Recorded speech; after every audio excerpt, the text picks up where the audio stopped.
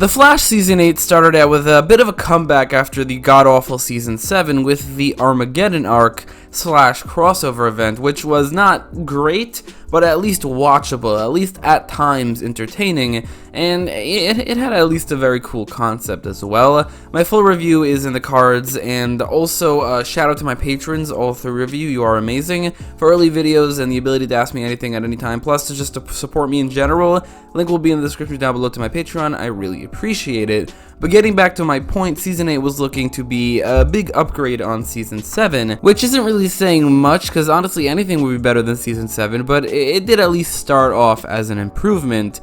But that brings me to the arc that followed the Armageddon crossover, which is the Deathstorm arc, officially titled Death Revisited. This includes episodes 8 to 13, that's 6 episodes, plus episode 14, which isn't officially a part of the arc, but definitely is very much connected to it and feels like an epilogue or the finale to that arc. This also does leave episode 6 and 7 as not really connecting to anything and largely irrelevant to any discussion, so I'm not going to talk about it here. But with that in mind, was the Deathstorm arc good? Was it better than Season 7? Was it as good as Armageddon? And does it live up to the Flash's old seasons of quality? No, but let's see how close it can get.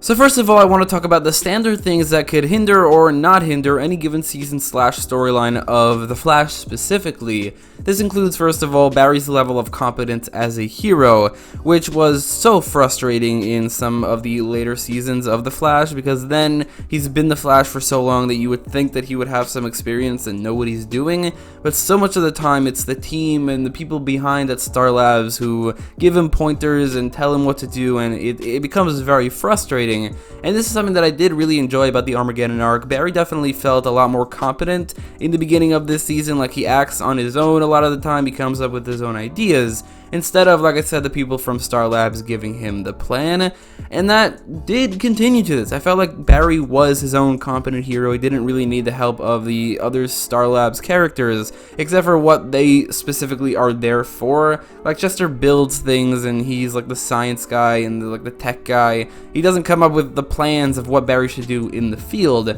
and the best example I could think of is in, I think it was the last episode of the storyline, where Barry did the ride the lightning thing while chasing Deathstorm, which he thought of by himself. He thought of all the science involved, because Barry is supposed to be a scientist and a smart guy, and it makes sense that he should come up with the plans on his own. Although, as a side note, I should mention that I really didn't like the music choice in that scene. I understand that it is the Ride the Lightning music, but I don't think these Speedster Flash scenes work well with the copyrighted music. It works so much better with the background music. All the most memorable Speedster scenes from The Flash, I remember the music and not like music with words like Eric Wallace absolutely loves. It's something that I hate in the last 3 seasons, but that is definitely a side note and not something that we should focus on here.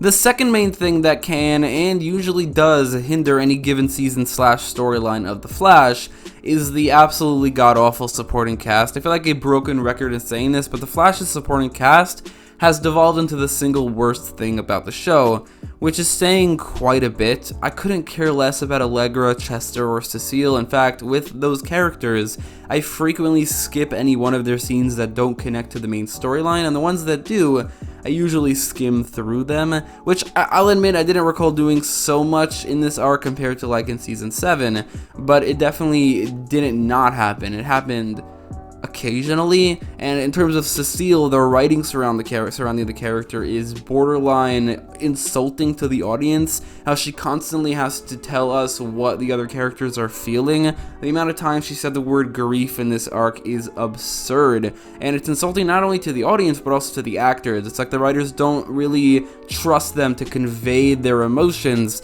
so they have to tell us what they're feeling, like we're stupid, and like the actors don't know what they're doing or can't do their job. It's like one of the worst things you could do as a writer. Just tell the audience what the characters are feeling, and it happened like every episode, every scene that Cecile was in. It's so aggravating. And even the OG supporting characters aren't all that interesting anymore, and this has been the case for years also. Joe doesn't really do anything anymore, Caitlyn has stayed on the show far longer than she should have, and I never liked the idea of Killer Frost becoming a hero, or her own person separate from Caitlyn physically, and I certainly don't like her whole side storyline for the last 2 seasons, which is dating a known murderer, who for some reason it's cool to hang out with, even though we saw him murder people. And don't worry, I will get back to Frost, but for now, I'm not going to get to that yet. Then there's Iris, who I will never agree should leave the show due to her importance to the Flash mythos, but I will agree she hasn't been used well basically ever for the most part. Her storyline in this arc of having this time sickness was not good, like, at all. I definitely like the fact that they went to a different city, something that they do a lot on Superman and Lois, which makes sense because Superman could fly at speeds that he could get to a different city in a second. Flash could do it even faster. I don't understand why he never leaves Central City. It's kind of stupid. But that's really the only thing I liked about that storyline. They went to a different city. I didn't like the new character of Hinya Wazo, even though I'm glad that if they're introducing a new hero, which is probably where they're going, it is a character from the comics, and a rather significant one at that, even though she is in the wrong millennium. But she is a frustratingly whiny character in these episodes, and I struggle to see her being likable in the future. Similarly, Sue Dearborn is also unlikable here, and just every single line of hers is that she's rich. We get it, it was funny for like the first line, but like that's all she is now, just a person who says she's rich. And like, who cares about Sue Dearborn when Ralph Dibny is not included?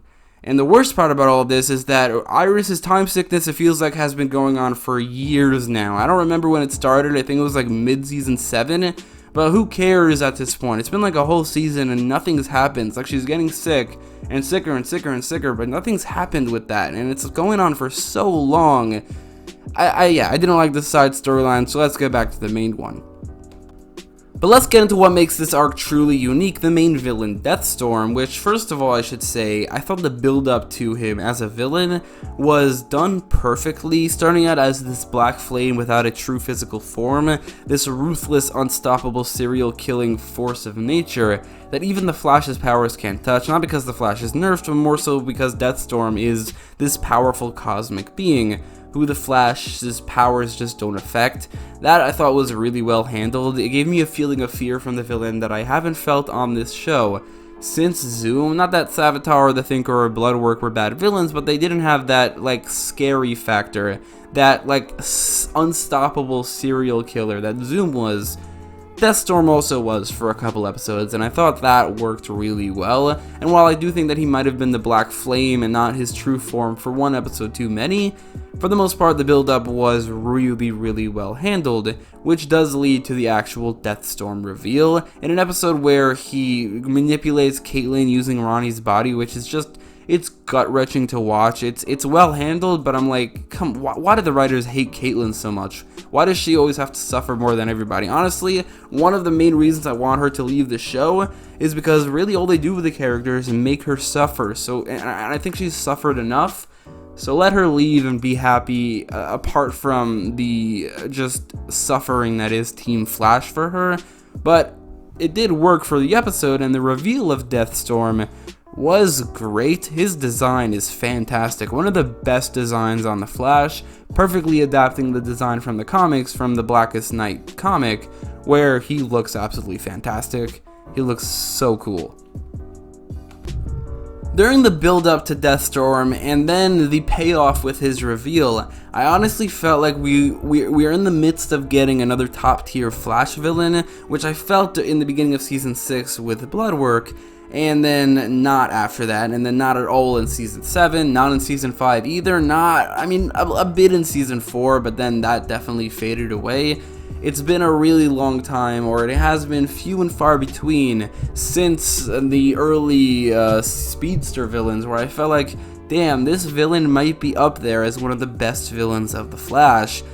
And the problem here is that I only really felt that with his reveal, and then it kind of dwindled from there. The fact is that Deathstorm, in his true form, was only around for 2 episodes plus one more scene in one episode. He was revealed at the very last scene in episode 11, then he had the entirety of episode 12 and the entirety of episode 13, where he was defeated very, very quickly, not even by the Flash. This was truly disappointing. I felt like we are in the midst, like I said, of having another scary, threatening Flash villain, the scariest since Zoom, but then he barely appeared. It's probably because of the CGI budget, the fact that he's a full CGI creation, and they couldn't afford to put him in more episodes, but that's not really an excuse. Like, it is technically the reason, but it does not change the fact that he needed and deserved more episodes to live up to his full potential and the potential of his build-up, his design, and his level of menace, because like I said, he was a truly scary villain. Not to mention that his final fight is not even against the Flash, it's against Frost, now calling herself Hellfrost.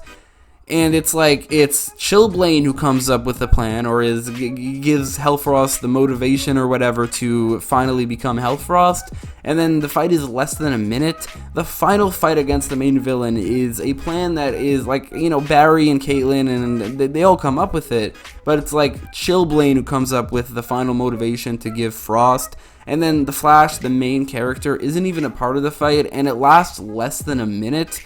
And yeah, I get what they were going for, giving Frost this heroic death, but honestly, it didn't work for me at all. So as I briefly touched upon earlier, I never liked the idea of the character of Frost. I did like the idea of the character of Killer Frost. I felt like she had a lot of potential to be a really good villain on the show, especially because of her connection to Barry, and because initially it was Barry's fault that Caitlin became Killer Frost, although that was later retconned.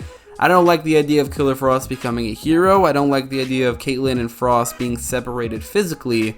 So seeing her have this heroic death where she's a hero, leaving Caitlin alive and well because they're physically separated, I just felt nothing. Caitlin sacrificing herself or tragically dying due to stopping Frost / Killer Frost, or because of her while they were in the same body, would have hit so much harder. It would have been genuinely emotional. Hell, even if they had to make her a hero, having Caitlin and Frost still in the same body and they both died tragically, heroically too, that would have hit harder too. But as it is, we have Frost dying, who should have never been separate from Caitlin in the first place, leaving Daniel Panabaker still on the show, the character that we've known for a lot longer, which is Caitlin, still on the show, and it didn't work for me. The actual death scene wasn't awful, and Team Flash's reaction was well handled, but just the whole concept of Frost dying and that being tragic, and the fact that Caitlin is still around and that Daniel Panabaker is still on the show, nothing against the actress, but like I said, I think the character has been around for longer than she should. None of it worked for me emotionally, maybe because in that scene Cecile didn't tell me what the characters were feeling, so I had no way of knowing. So I know I've been relatively negative in this review for the most part, and that is just because I felt cheated. I felt very disappointed at the end because of how they handled Deathstorm in the end. But while I do have a lot of similar complaints, none of these complaints are as egregious as those same complaints in Season 7. The supporting cast is a bit more tolerable this time around. Barry is a lot more competent. The main villain was, like I said, well built up to and was scary. Good design. It's just the ending to that I didn't like. Plus, it's just a personal opinion that I never really cared for Frost as a character, but I do think her death was well executed. If you liked her as a character and you felt something, that it makes sense. They did that well. I personally just never connected to her as a character, and I didn't like the idea of all of that. But if you do, then honestly, I think they did what they did pretty well. For the most part. There are things here that I don't like, there are things that really disappointed me, and I don't think this is as good as Armageddon, but it's not nearly as bad as anything in Season 7, it's way better than the Godspeed arc, and I'd give it a 6 out of 10. So that is my review of The Flash Death Revisited. Check out my review for another movie, a movie where the main villain is scary, Doctor Strange in the Multiverse of Madness. Didn't get a lot of views, which bums me out, so check that video out. But if you want to watch my review of Armageddon, or you want to watch my review of Season 7 / the Godspeed arc, because those are two separate videos, all of those will be in the top right corner of the video. Plus, definitely support me on Patreon. Don't be an awful person. If you don't support me on Patreon, you are an awful person. There are literally only 3 good people on this planet. Anyway, that's all for now. Bye-bye. I will go to sleep. JK, I have to edit. Anyway, subscribe, like, share, Patreon, comment.